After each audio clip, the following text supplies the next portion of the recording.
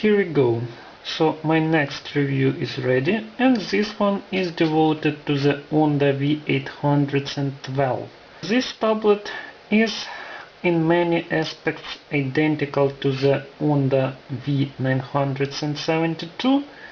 The difference is it's 8 inches 1024 by 768 pixels IPS screen instead of 9.7 inches IPS Retina screen of the Onda V972.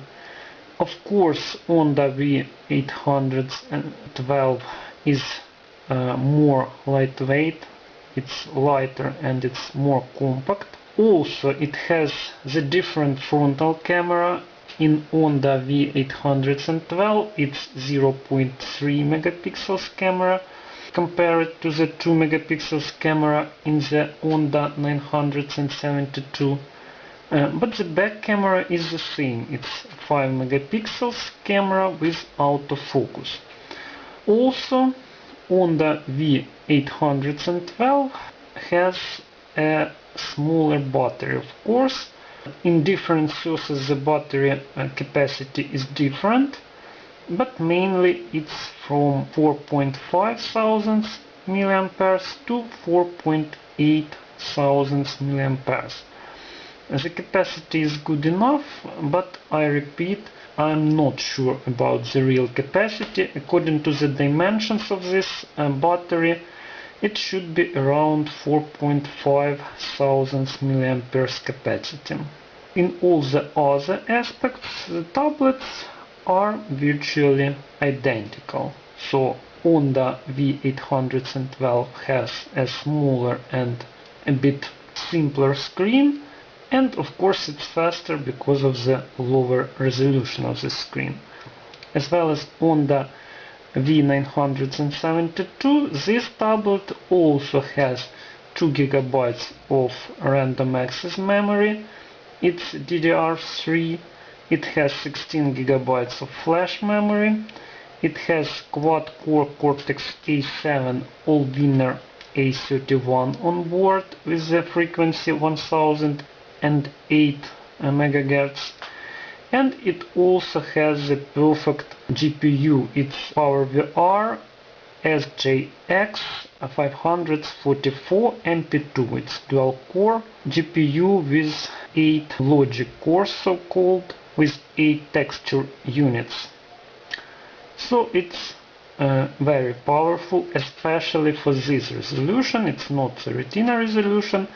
Onda V812 has comparatively low resolution, 1024 by 768 pixels. So for this resolution, GPU should be very powerful and it should show perfect results.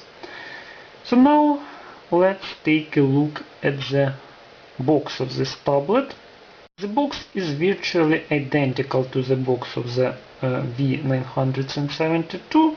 It's only a bit smaller, of course.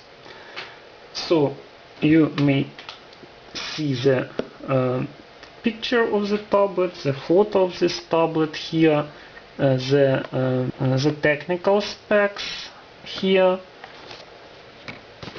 Nothing very special. Another set of technical specs on the left side of this box. The thickness of this tablet is identical to the Onda V972 and is equal to 9.8 millimeters. Also, this tablet has Android 4.1 on board from the factory. And now it's time to take a look inside this box.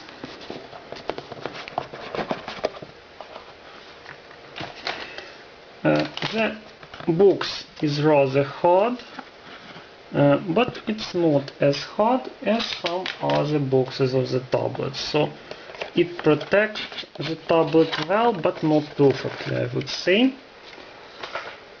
And as you can see, there is a rather short but thick data cable inside. There is a standard charger. It's 2500 milliamperes, 5 volts charger, as you can see. Also, there is an adapter for this charger, because it comes with a Chinese plug, and there is a documentation in Chinese and nothing else. As you can see, no OTG cable, no headphones, no HDMI cable, so if you need them you should buy them separately. So here is the tablet. As you can see, I received the white version of this tablet. It's very similar to the Onda V972 again. There is an 8 inches IPS screen on the frontal panel and 0.3 megapixels frontal web camera. And that's all, nothing else here. On the back panel there is a 5 megapixels camera with autofocus, which is identical to the camera of Onda V972, and it has rather good quality, I should say. Also there is a protector installed, and it's very good. And there is a model number, serial number, made in China sign, 16 gigabytes version, and the name of the manufacturer. That's it. On the left side there is a speaker and there is a headphones plug, and also, as you can see, the back panel, as well as in the Onda 972, is made from metal, which is good. On the right panel there are two hardware buttons. This is the power button and this is the home button. This is the micro SD slot, microphone, micro USB and mini HDMI. Unfortunately, as well as in Onda V972, there is no special port for the charger, and there is no volume rocker as well. The build quality of this tablet is perfect, I would say, absolutely no problems here. Also, I can see the screws here, so the tablet is built very well. Now it's time to turn the tablet on.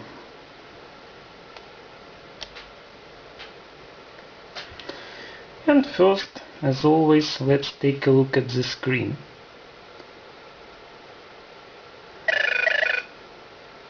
The brightness of the screen is rather good. The max brightness is very high, so you may use this tablet under the direct sun. The minimum brightness is maybe a bit too high also, but it's good enough actually. The average brightness is good enough for most of the purposes for this tablet. The screen has a perfect viewing angles because it's an IPS screen. Also, the contrast is great, no dead pixels, no flares, so the screen is actually very good until you compare it with the screen of Onda V972. First, it has a substantially higher pixels density, and I would say I like the colors of Onda V972 more than the colors of this tablet. So until you compare it with the Retina tablet, the screen of Onda V812 is quite good, but it's not as good as the Retina screens. Now let's take a look at the settings of this tablet.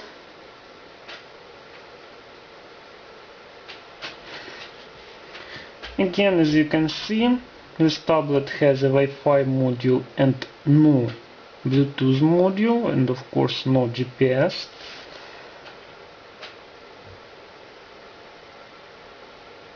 nothing very special here. All the settings are identical to the Onda V972. Again, there is an intelligent backlight and smart color options. You can set the accelerometer coordinate systems, you can set the font size, and of course the brightness.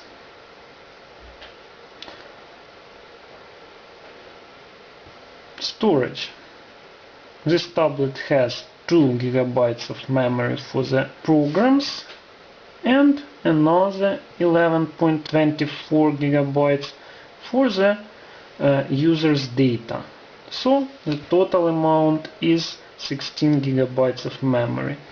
And of course you may install the micro SD card and USB storage via the OTG cable. The battery is, as I already said, it's about 4,500 mAh, and the battery life is average, I would say, in this tablet. It's about 4.5 hours under load with the average brightness and the Wi-Fi on, and in the reading mode it's up to maybe 5.5 to 6 hours, so it's not so perfect.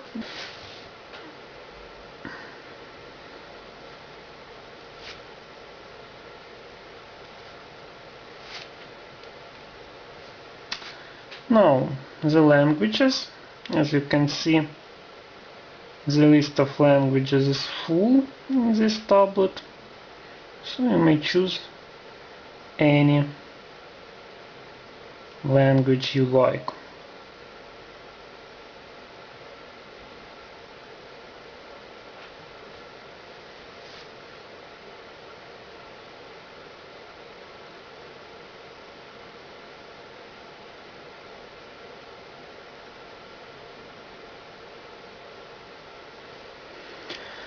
And the firmware, it's Android 4.1.1, and as you can see the version number is 1.33, so the firmware is updated from the last time.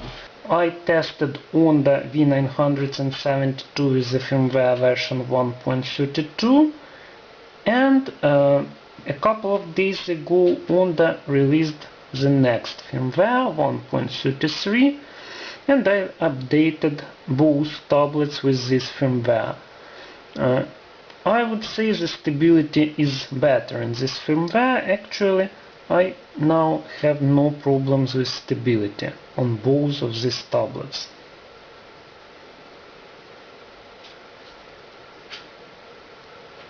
Now let's check the touch screen.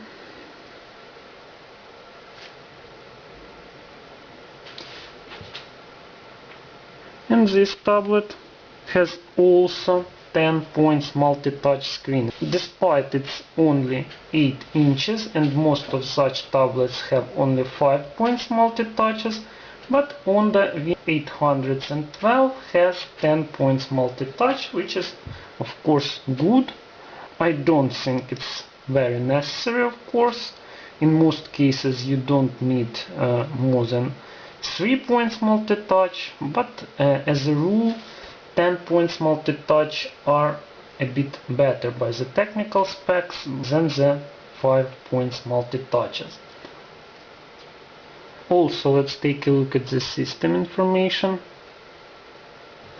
So, as you can see, 1658 megabytes of random access memory total. The actual amount is of course 2048 megabytes, and the amount of free memory at the moment is 1254 megabytes, which is of course quite good. So that's it. Now let's test the touch screen in details.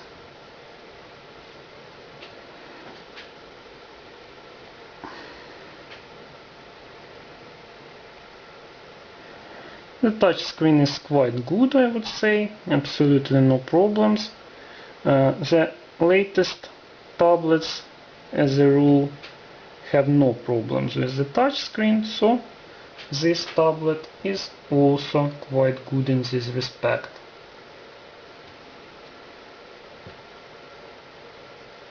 Now let's check the Wi-Fi signal.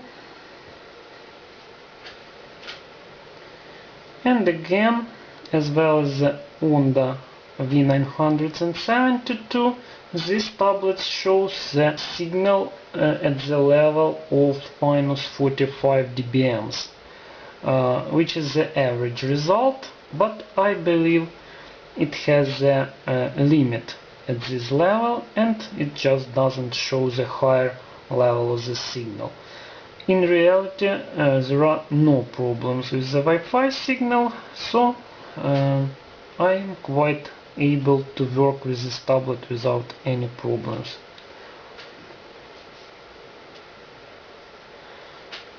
Now let's check the root.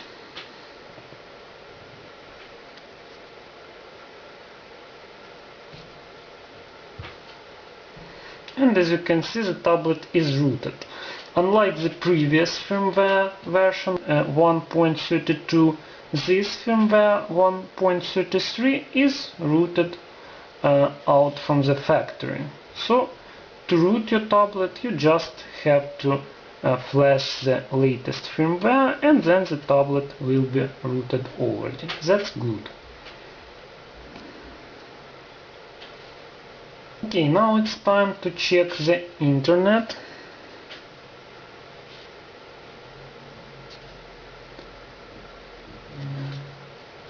So this tablet has a much lower screen resolution. Actually it's 4 times lower screen resolution than the previously tested Onda V972, so of course it should be faster in such disciplines.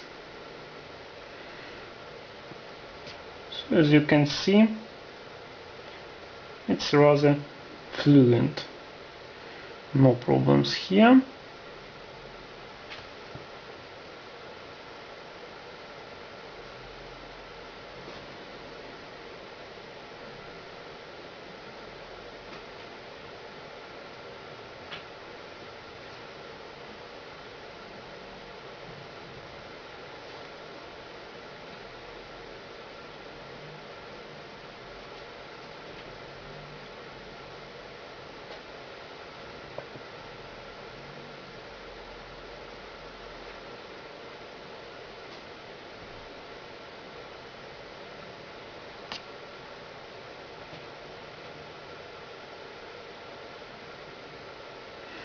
So it's okay. Now it's time to check the YouTube.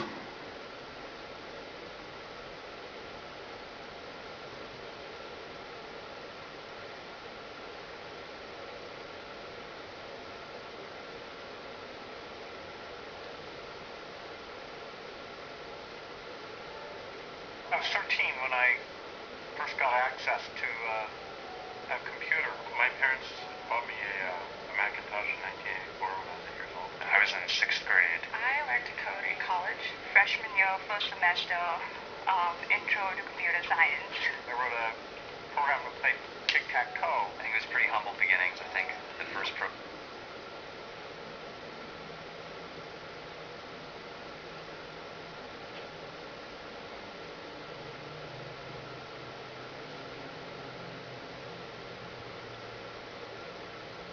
To the person who has stole the spotlight here at the Daytona 500. That's of course Danica Patrick.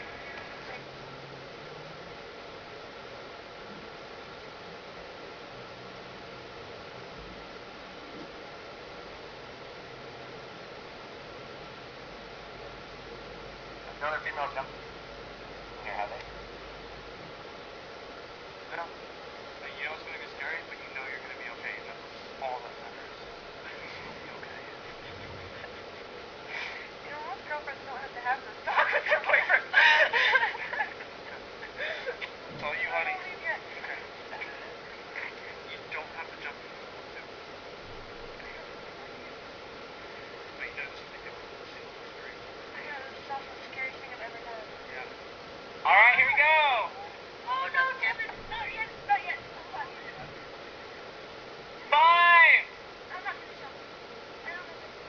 count down to 0. If you choose not to jump, I'm totally fine with you not jumping. 5, 4, 3, 1.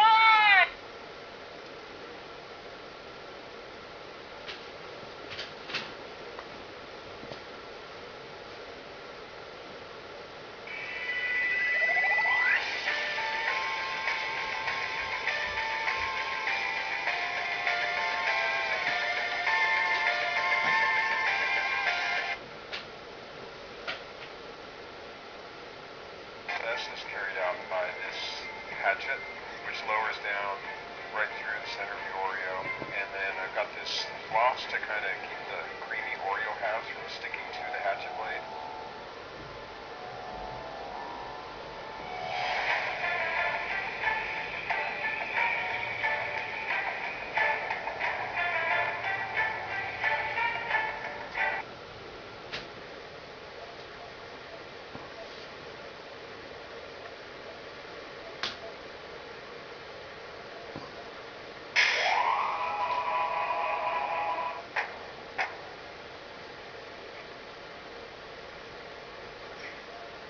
Something I need to tell you.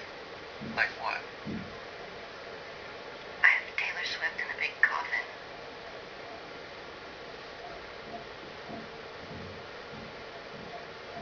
Rowdy's in the sewage. Okay. Dudes, you ought to put both your balls in a cup and then toast it so your nerves get...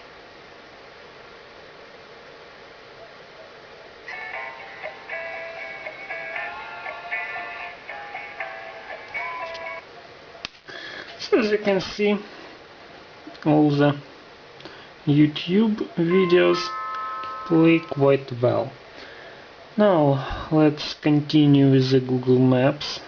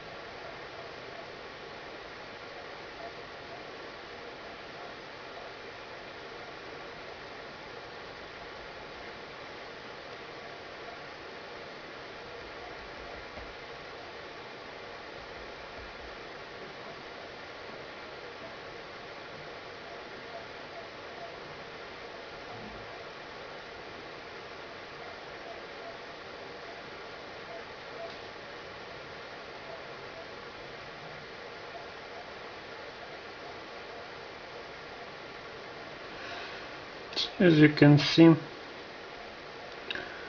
the Google Maps work also quite well.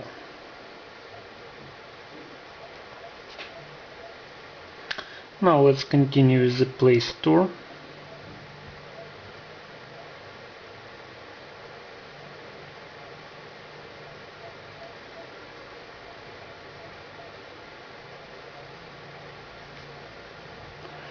The Play Store in this tablet is about identical to the Play Store in Onda V972.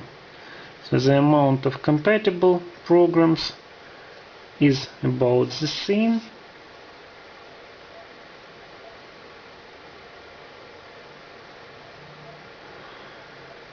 And you can also use the programs like Market Helper to improve the compatibility. Or you can also install the custom firmware. There are several custom firmwares already, both for Onda V812 and Onda V972. In all these custom firmwares, the market compatibility is also improved. But actually, as you can see, most of the programs, it's about 90%, are compatible out of the box in the stock firmware. So actually, no problems here.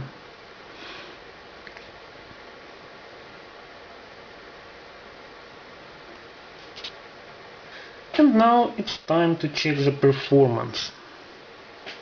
Sure, the performance should be even higher than for the Onda V972. And first, as always, let's take a look at the Antutu benchmark.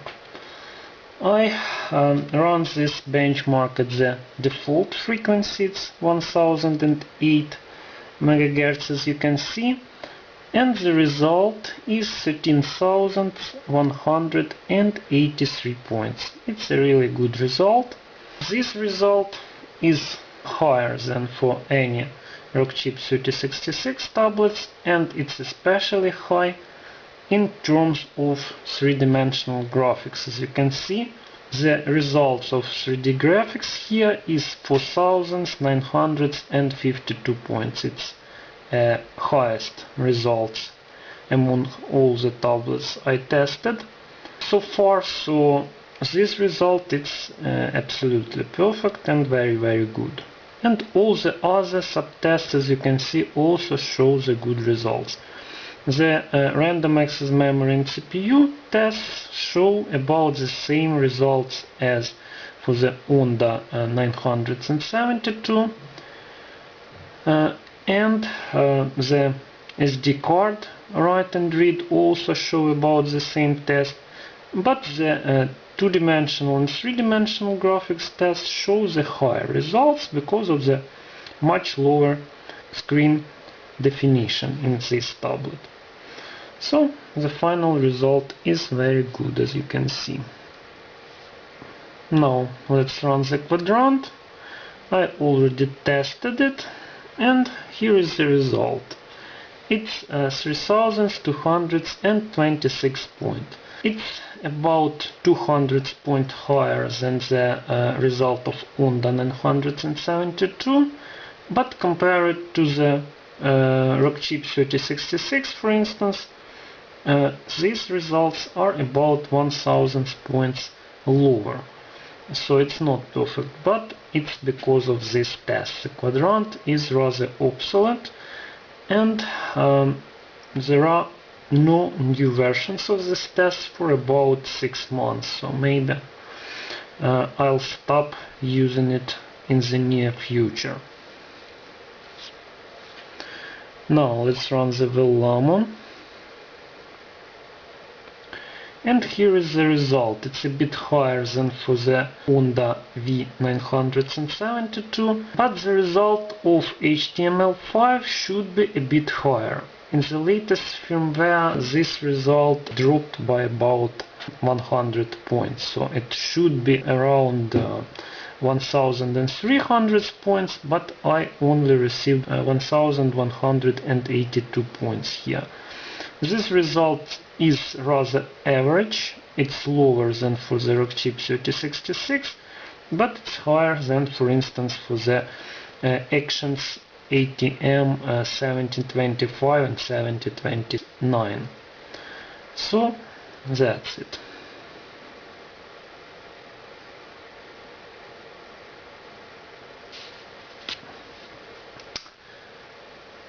Now it's time to run the three-dimensional tests. First of all, as always, it's a nano mark, and here is the result. As you can see, 59.2 frames per second. It's the maximum possible result actually, so this test is too easy. It's too simple for this tablet, I would say. So it doesn't show the real performance of this tablet. It just shows the maximum frame rate. So it's 59.2 frames per second. Now let's run the benchmark AG.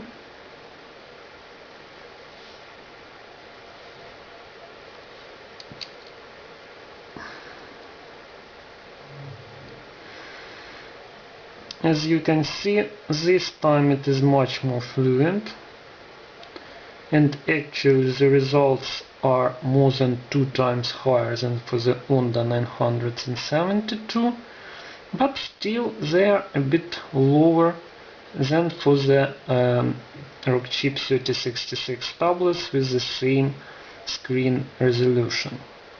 This test, like MHz MP4, better than the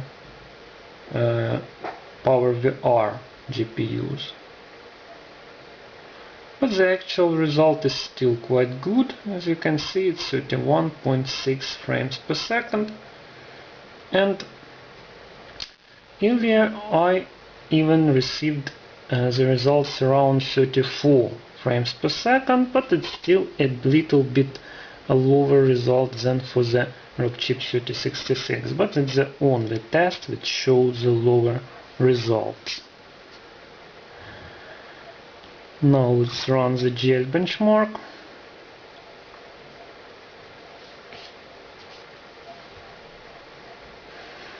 Here is the results.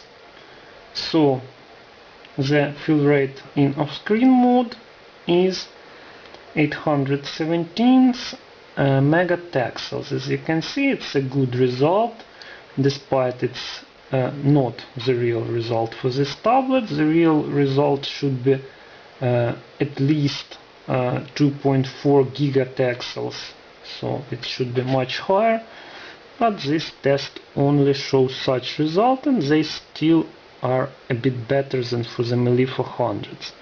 And the most interesting results are for the Egypt HD and Egypt Classic. Egypt Classic in both cases, in native screen and even in the off-screen mode, which is the Full HD resolution, shows the identical result, and it's about 58 frames per second. So the Egypt Classic is also too simple for this tablet. That's what I have to say. And the Egypt HD shows 24 frames per second in the native resolution. So it's the first tablet among those I tested which is capable to run this test in the native resolution rather fluently. So it's a perfect result, and it's a much better result than for the Rockchip 3066, for instance. And now it's time to test the Epic Citadel.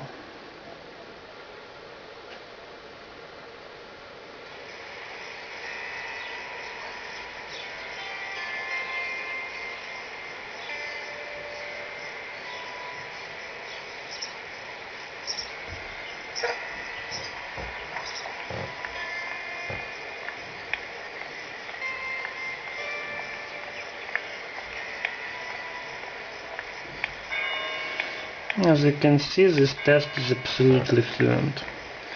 It was even fluent on the Onda V972, so of course it will be fluent here. And now let's run the benchmark.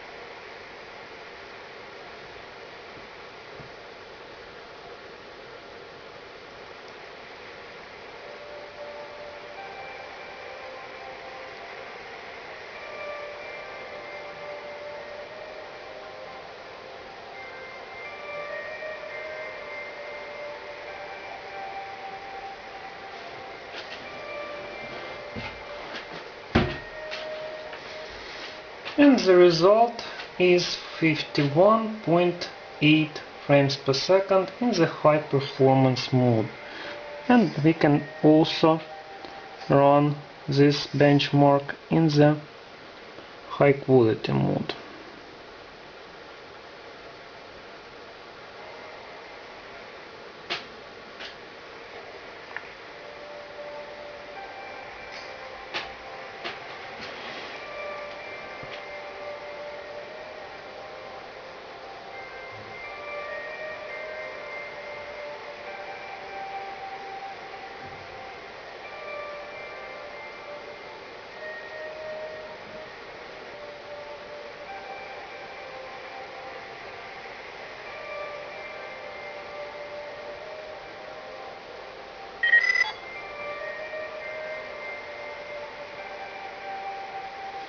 And the result is almost the same. As you can see, 49.5 frames per second.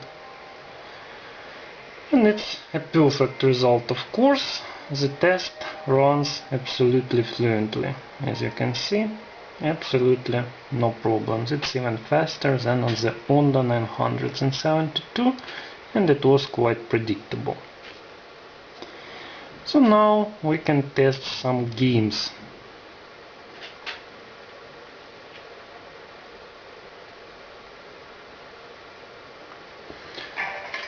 Of course, all the simple games will run absolutely without any problems. Bad Piggies and other two-dimensional games will quite fluent even on the Onda 972, and of course they will be fluent here.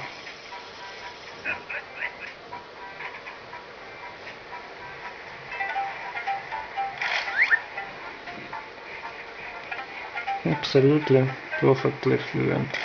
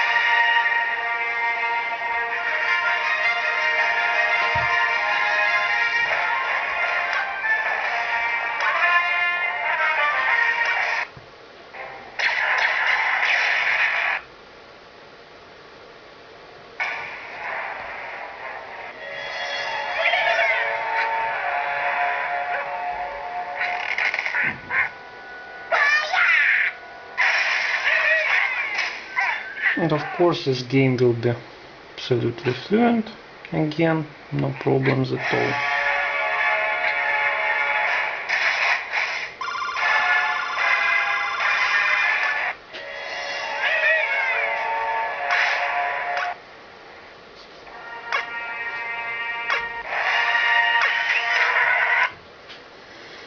Now let's continue with the more advanced three-dimensional games.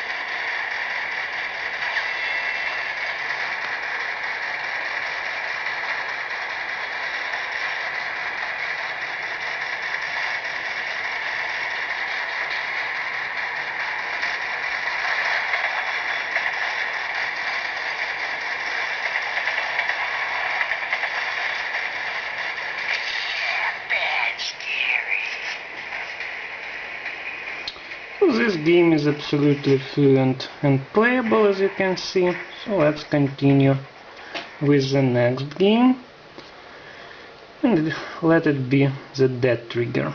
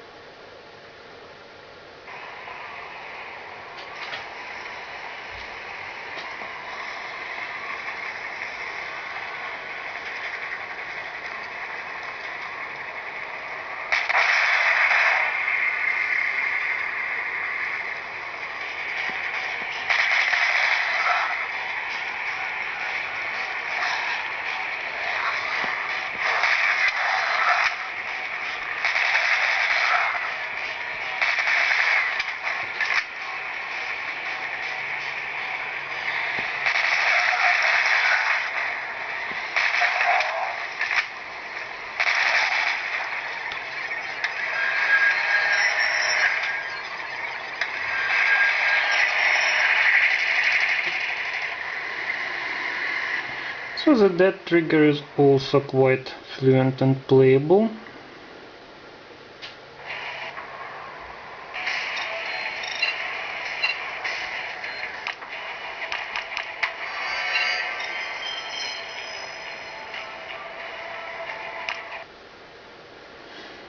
Now let's continue with the Juggernaut.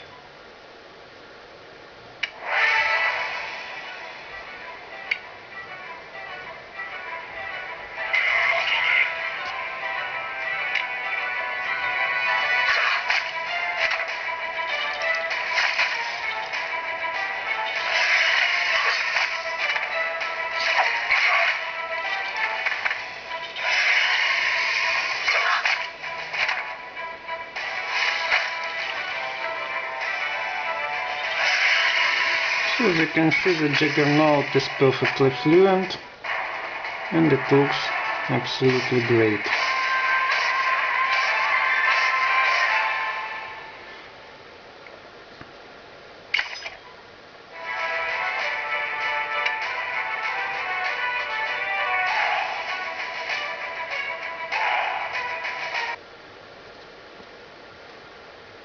Now let's continue with the Eternity Warriors.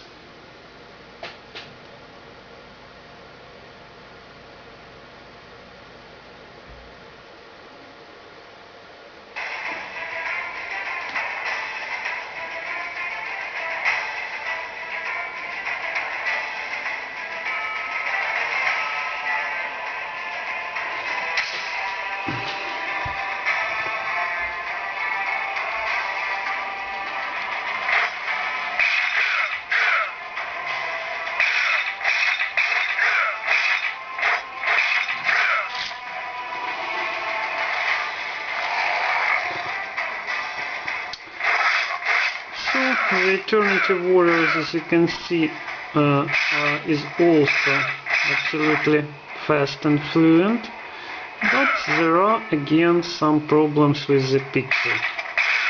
The monsters are invisible except for the bosses. So you can play this game, but because of the bad drivers, I think it's not so very playable. But I'm quite sure it will be corrected in the future firmware of this tablet.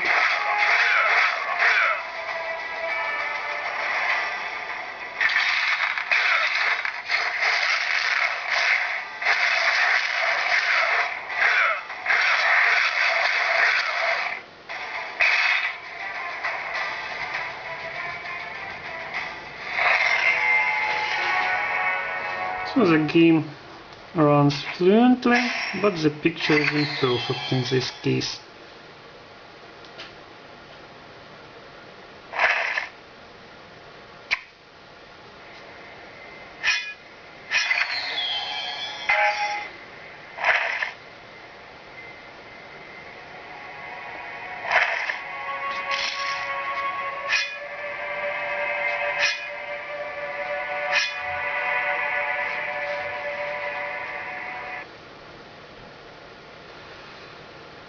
Now let's run the bubble rising.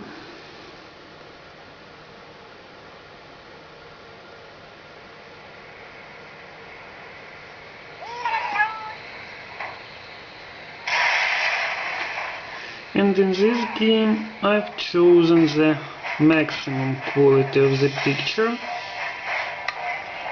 Let's take a look. As you can see, the quality is very high. So let's try to run this game with such a quality.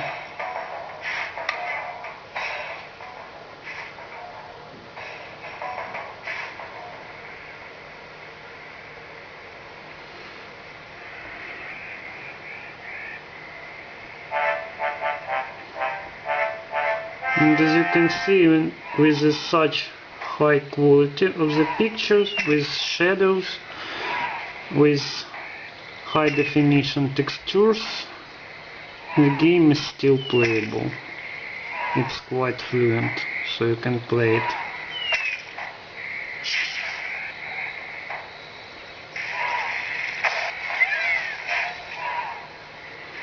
And as you can see, it's fluent. Of course, with the lower quality of the picture, it will be even better.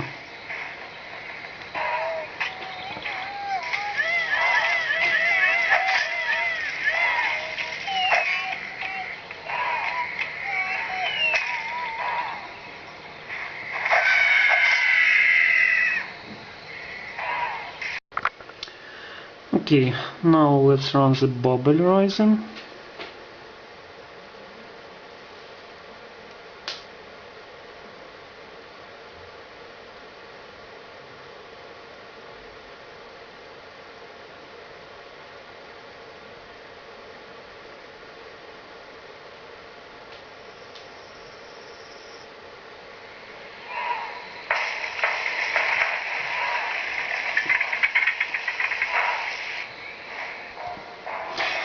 And in this game I've chosen the maximum quality of the picture, as you can see.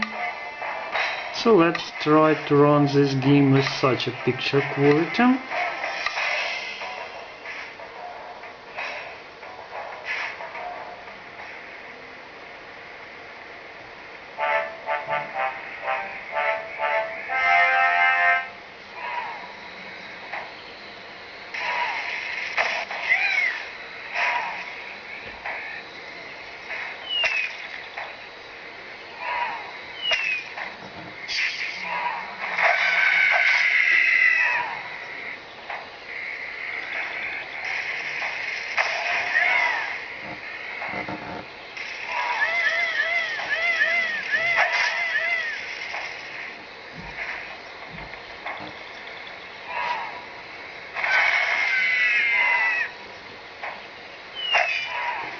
And as you can see, even with the maximum quality of the picture, this game is quite playable on the Onda V812. So this tablet is almost perfect for the gaming because of its very powerful GPU. You can play virtually any of the modern games with a good picture quality and with a perfect frame rate. So with the lower picture quality, of course, it will be even faster.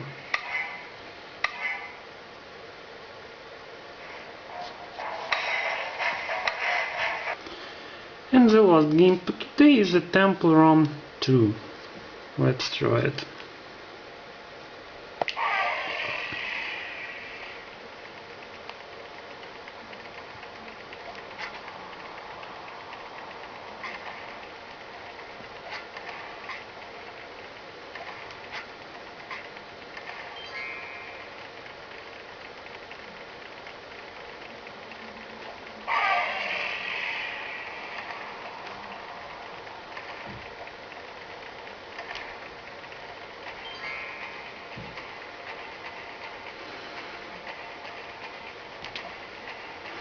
And of course, this game is also playable. I've chosen also the maximum quality of the picture.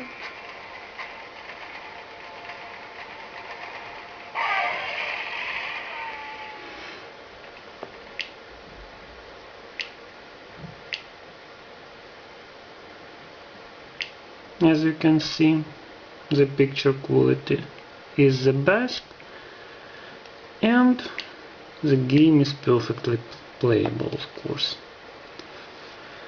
So now it's time to make some conclusions about this tablet. As you can see, it's very good. It has the powerful internals, so it has 2 GB of random access memory and Cortex A7 Quad-Core CPU with a very powerful GPU. It's a Dual Core PowerVR SGX544 with 8 Texel pipelines, which is about 1.5 times more powerful than the GPU of the iPad 2, for instance, and it's almost as powerful as the GPU of the 3rd generation of iPad. So for this screen resolution, this GPU is more than powerful enough. It's much more powerful than the Melee 400's MP4, and of course it's even more powerful than all the other GPUs. It's about twice as powerful as the NVIDIA Tegra 3, and only several of the modern GPUs may compete with this GPU. So it's very good tablet for the games, as you can see. Also it has a good IPS screen, it's very bright. The small drawback of the screen is that the brightness can be lowered for the acceptable level for the complete darkness without additional programs. I can show you this program. For instance, the screen filter can be used to lower the brightness below the normal minimum level. Also, you can use the full screen on this tablet, as well as for the other tablets with root, as you can see. So it's also very good variant. Also this tablet has 16 GB of flash memory. The only serious drawback maybe is its battery life, which is about 4 hours for the games and up to the 6 hours under the low load. So the battery life is not so bad, but it's not perfect. There are some other 8-inch tablets with a better battery life, but still it's not so bad. Also, the frontal camera maybe is not so good, it's only 0.3 megapixels, but the back camera is very good for the tablet. It's 5 megapixels with autofocus and with a rather good picture quality. The build quality is perfect, absolutely no problems here. So actually, if you want the fast and nice 8 inches tablet, the Onda V812 may be your choice. Also, there is a little drawback. This tablet is rather expensive, unfortunately, but maybe the prices will go down soon. So that's it. As you can see, the other details about this tablet you may find in the description to this video. For instance, the links to the newest firmwares. By the way, I test the tablet with the firmware version 1.33, but there is even newer version, 1.35 is already released. I unfortunately had no time to test it, but it should be even better than this release. Okay, and now let me announce my next reviews. First, I'm going to test the new Rockchip 3188, of course, and I think I've chosen the tablet I'm going to test. It will be the Cube U30 GT2, the second generation of the famous tablet, with the quad-core newest system on chip and with the Full HD Plus screen. So this tablet will be tested in about 1 month, I think. And I'm going to test several interesting phones. I'm glad to tell you that Spimol now sells the mobile phones based on Android. I asked them about it for many times, and now at last they have several very interesting phones in stock. So I'm going to test phones like G1, G2 and G3. G1 is a budgetary phone with a very low price, only about $60, but as far as I know it should be very interesting for such a price. G1 is based on the MediaTek MTK 6515.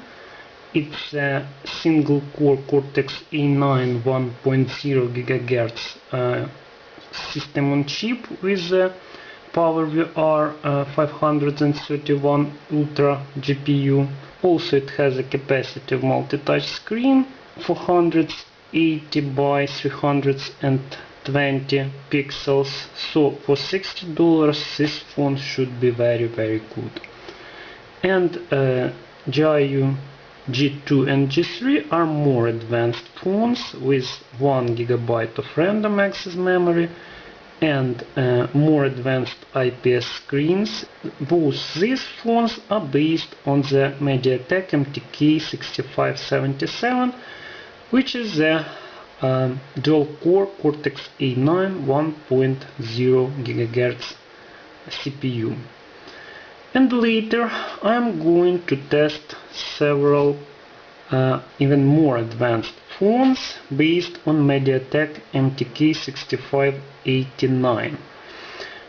This system on chip has 4 cores Cortex A7 1.2 GHz and much more advanced GPU. It's PowerVR SGX544MP2. It's a single core GPU, so it's a bit less powerful version of the GPU installed in the currently tested Onda V812, but it still should be quite powerful for the phones with a low screen resolution.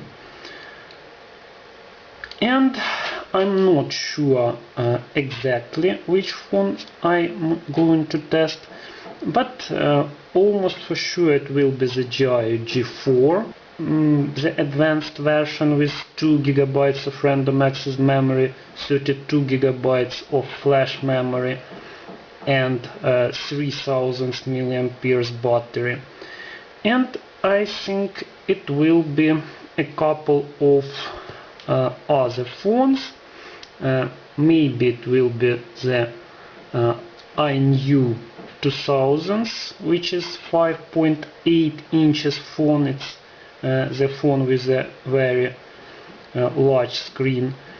And maybe it will be THL W8 with a 5 inches HD IPS screen.